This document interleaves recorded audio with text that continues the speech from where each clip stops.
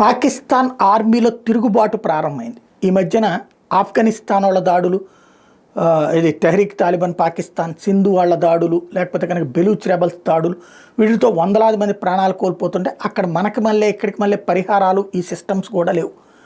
ఏదో అంత్యక్రియలకి ఏర్పాట్లు చేయడం కూడా కష్టమవుతున్నటువంటి సందర్భం అవుతుంది.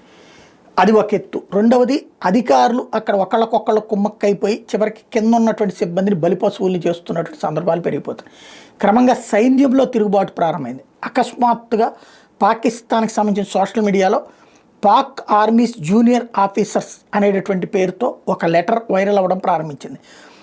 Chief of army staff general Asim Munir చాలా తప్పులు చేస్తున్నాడని, the guardians of honour paints a grim picture of a disillusioned force అంటూ ఒక పెద్ద లెటర్ని ఒకటి వైరల్ అవుతోంది. ఈ దారుణమైనటువంటి మోసాలు చేస్తున్నాడు, సిబ్బందిని అన్యాయానికి గురి చేస్తున్నాడు, తన స్వార్థ ప్రయోజనాలు చూసుకుంటున్నాడు, సిబ్బంది ప్రయోజనాలని దెబ్బతీయడంతో పాటుగా పాకిస్తాన్కి దేశద్రోహం చేస్తున్నాడు అన్నటువంటిది ఈ లెటర్ యొక్క సారాంశం.